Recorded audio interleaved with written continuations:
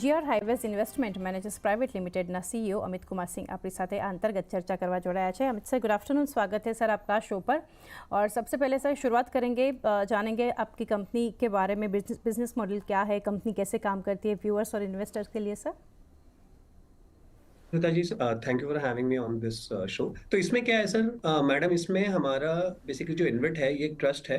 ये 7 road asset acquire कर रहा है एज अ अपने आईपीओ प्रोसीड से।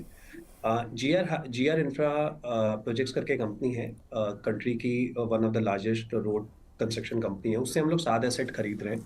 ये 7 एसेट हम लोग खरीदेंगे, इसे हम ऑपरेट करेंगे। ऑपरेट करने के बाद जैसे इसका कंसेशन पीरियड खत्म होगा, हम इसे एनएचएआई को हैंड ओवर कर देंगे।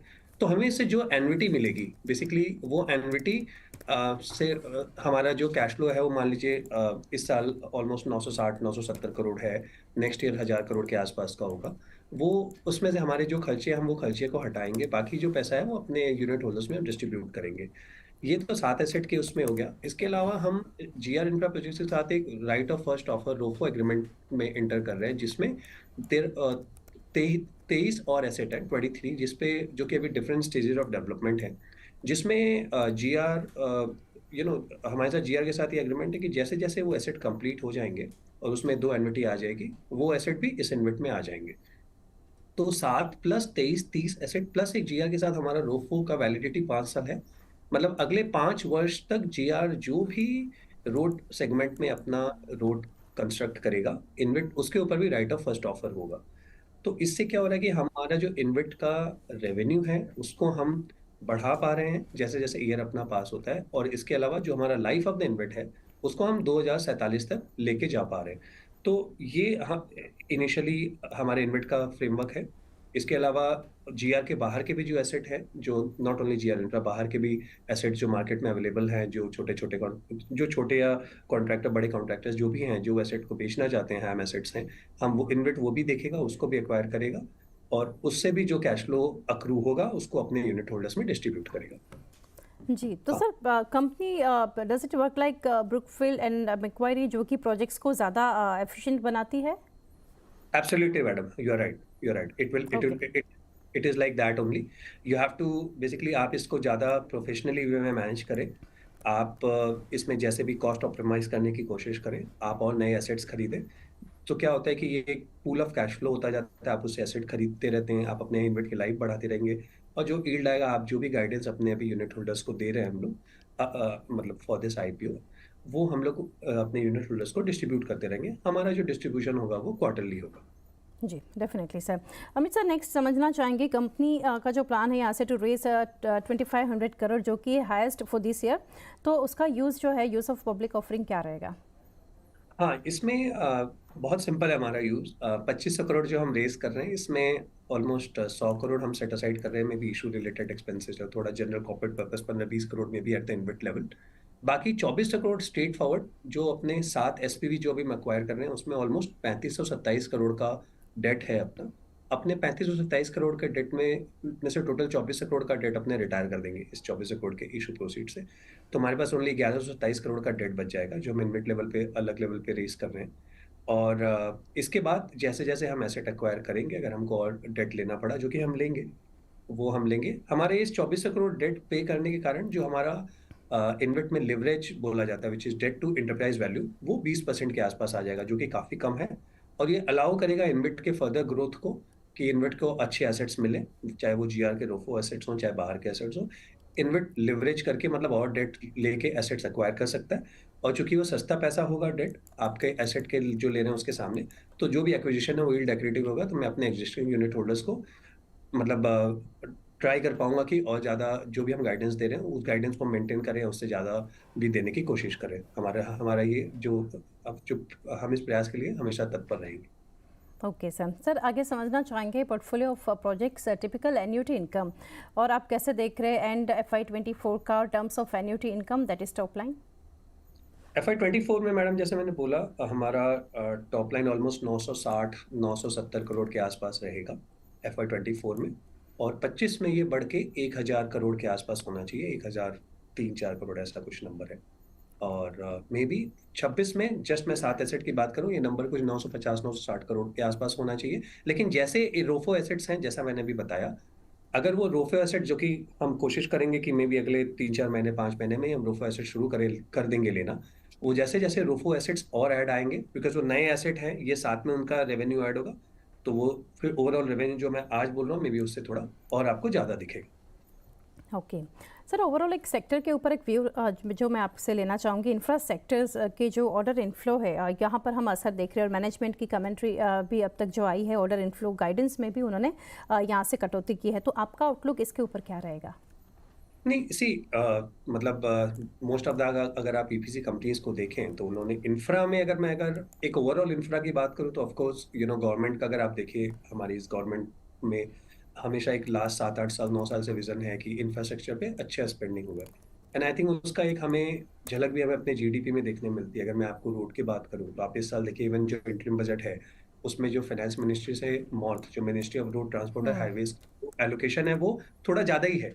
बिकॉज गवर्नमेंट ने, आई थिंक ये गवर्नमेंट का जो विजन था उसमें ये समझ में आ रहा था कि, और ये दिख भी रहा है कि जैसे जब कोई रोड बनता है, वो खाली रोड कनेक्टिविटी नहीं देता, उसके आसपास क्या इकोनॉमिक एक्टिविटी भी बढ़ती है।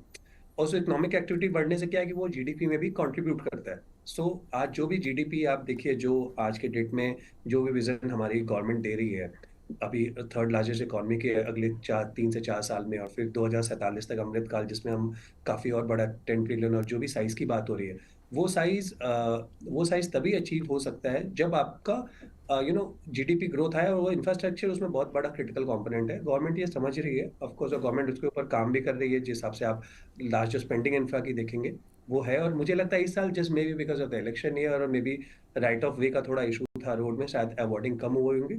But I think next year जैसे ही नई गवर्नमेंट फॉर्म होती है, ये मुझे लगता है कि जो भी ये विजन है इंफ्रास्ट्रक्चर में, आई थिंक ये कंटिन्यू रहने वाला है और ज़्यादा बढ़ेगा ही। इसमें कोई कटौती की मुझे तो संभावना नहीं दिखती। या जी, डेफिनेटली। आगे सर एक चीज़ जो समझना चाहेंगे, यहाँ से वॉलेटिलिटी हम देख रहे हैं रेवेन्यूज़ ऑफ एसपीवीज, तो टिपिकली जो है InvIT earnings are expected to be reasonably stable, तो जो यहाँ से specially given all assets are under HA model, तो आप इसके ऊपर क्या कहेंगे? नहीं, so you are right basically.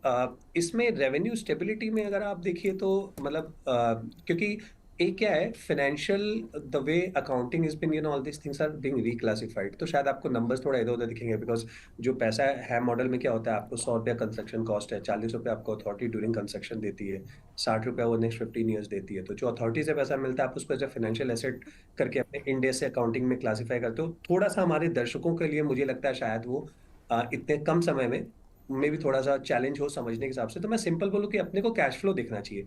भाई मेरा इतना पैसा आ रहा है इस एन्युटी से, मेरा इतना खर्चा हो रहा है, और मैं उसे पैसा बचा मैं वापस करूंगा अपने यूनिट होल्डर्स को। अगर मैं उसके हिसाब से देखूं तो मुझे कोई इसमें मतलब उसमें एक मुझे ज्यादा कोई वेरिएबिलिटी या वो वॉलेटिलिटी नहीं दिखती है। हमारा जो रेगुलर एक्सपेंसेस हैं, हम रेगुलर एक्सपेंस करेंगे, एन्युटी फिक्स है। जैसे जैसे आप और प्रोजेक्ट लोगे उसके भी रेवेन्यू ऐड होंगे, उसकी एन्युटी ऐड होगी, उसके एक्सपेंसेस हो गए हम वो हटाएंगे। हमारा एक्सपेंस क्या है, हमारा एक्सपेंस रहेगा जो भी हम रोड मेंटेन करने के लिए जो हमारा एक्सपेंस है वो रहेगा। जो हम डेट लेंगे उसको डेट सर्विसिंग करना है, वो हमारा एक्सपेंस रहेगा। बाकी जो पैसा बचा वो पैसा हमको डिस्ट्रीब्यूट करना है, और जो पैसा उसमें से कुछ पैसे और लगा के डेट रेस करके हमको नए एसेट खरीदने हैं। तो ये एक एएमसी बिजनेस है जहाँ पे आप नया एसेट खरीदते रहते हो, पैसे रेस करते रहते हो, फिर उससे जो पैसे बने वो अपने वापस करते रहते हो, फिर नया पैसा रेस करते रहो। This is like AMC business. वहां पे वो लोग कंपनी में इन्वेस्ट करते हैं, हम रोड एसेट्स में इन्वेस्ट करेंगे। तो मुझे इसमें कोई कैश फ्लो के हिसाब से वोलेटिलिटी का कोई नहीं है। जैसे जैसे आप नए asset, annuity itself is a has a underlying fixed and visible kind of cash flow। तो मुझे इसमें मतलब मे बी अकाउंटिंग के कारण लोग थोड़ा ऐसे, ये लोगों के मन में थोड़ा ये ये भ्रमित धारणा बन रही है, बट ऐसा कुछ है नहीं। Cash flows are very visible, very consistent, and as and when you keep acquiring more assets, the more you can see more consistency and visibility of cash flows। Okay Yes। जी sir, दो चीज़ club करना चाहूँगे। As an infra investment trust आपको ज़्यादा exposure जो मिलता है specially large number of companies के साथ, इसके ऊपर क्या कहेंगे, क्योंकि यही सेक्टर की कंपनीज़ की अगर बात करें, और भारत में कंपटीशन कैसे देख रहे हैं आप? नहीं, आप देखिए आज के डेट में अगर मैं टोटल ओवरऑल इन्विट्स की बात करूं, आई थिंक 19 20 इन्विट जो मेरे संज्ञान में है, शायद मैं आई एम नॉट सेइंग कि आई एम टोटली अपडेटेड, संज्ञान में 19 से 20 इन्विट आई थिंक सेबी के साथ रजिस्टर्ड होंगे। और ये of course your asset classes, वहाँ पे आपके पाइपलाइन भी है, वेयर हाउसिंग भी है, वहाँ पे आपका ट्रांसमिशन है, वहाँ पे रोड्स है, वहाँ पे आपका गैस गैस पाइपलाइन है, बेसिकली टावर एसेट्स हैं। सो डिफरेंट काइंड ऑफ वहाँ पे अंडरलाइंग एसेट्स हैं।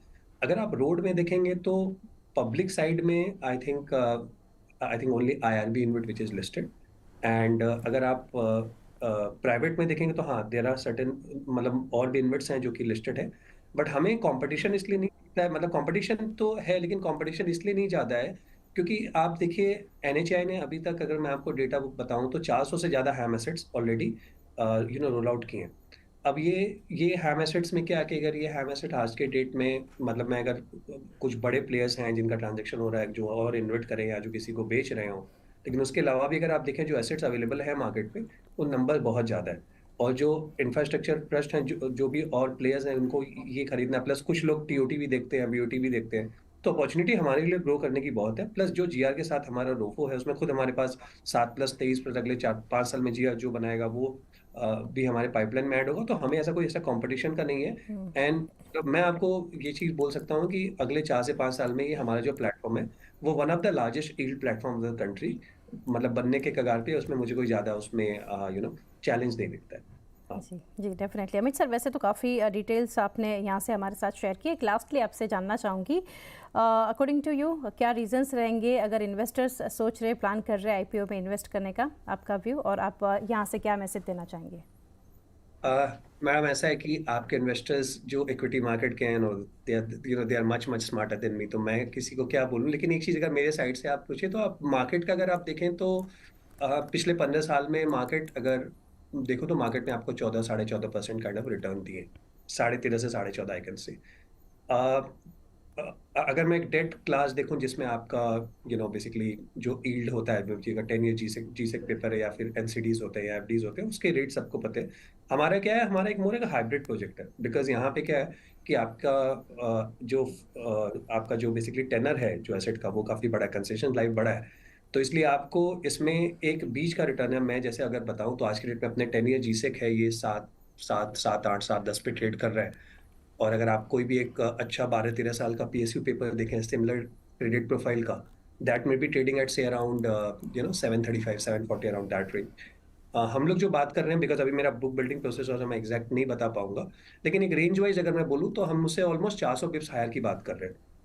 So anybody who wants to diversify its portfolio to a debt category, जहाँ पे एक एसेट एलोकेशन होता है, उस एसेट एलोकेशन में अगर आदमी बोलता है कि मैं 70 इक्विटी में रखूंगा, 30 डेट में रखूंगा, या 60-40 या जो भी है, उसका जो डेट का एलोकेशन है उसमें आई थिंक इन्विट का पोर्शन काफी हाई होना चाहिए। Because it's not a classic debt, it is different debt, it is a more hybrid. और इसमें आपको, सिंस जो अंडरलाइन कैश फ्लोज है वो एनविटी है NHI से, तो आपको उसमें सस्टेबिलिटी है, उसमें आपको सस्टेनेबिलिटी है, उसमें आपको विजिबिलिटी है, सर्टेनिटी है। सो आई थिंक वो आपको एक प्रदान करेगा ज़्यादा return over a longer period of time. और ये धीरे धीरे जो एसेट क्लास, मतलब government and regulators are also supporting to get this asset class develop. I think धीरे धीरे जब जी। लोग और देखेंगे उनको रिटर्न मिलेगा, दे विल अंडरस्टैंड कि नहीं, ये एसेट क्लास एक अलग है जिसमें आपका कुछ इन्वेस्टमेंट जरूर होना चाहिए। तो मैं यही बोलना चाहूंगा कि एक डिफरेंट एसेट क्लास है, आप इसको ट्राई कीजिए, और इसमें आपका रिटर्न ऑफ कोर्स आपके नॉमिनल जो डेट हैं उससे ज़्यादा मिलेगा, और इक्विटी से बहुत ज़्यादा कम भी नहीं है। सो आई थिंक एक of course it's a matter of risk profile, is a function of risk profile, लेकिन ये एक अपने आप में एक यूनिक वैल्यू प्रोपोजिशन है। और आई थिंक जैसे जैसे इन्वेस्टर्स इसको देखेंगे, जैसे हम अपने आप को कंडक्ट करेंगे, रिटर्न देंगे, इन्वेस्टर्स का हमारे ऊपर जो भरोसा है, जी बिलीफ है, वो बढ़ता जाएगा। हाँ जी, अमित सर, थैंक यू हमारे साथ जुड़ने के लिए, बेस्ट विशेस IPO के लिए, काफ़ी डिटेल्स आपने शेयर की। Thank you again sir. so much for having me on this platform. Thank you so much. Thanks.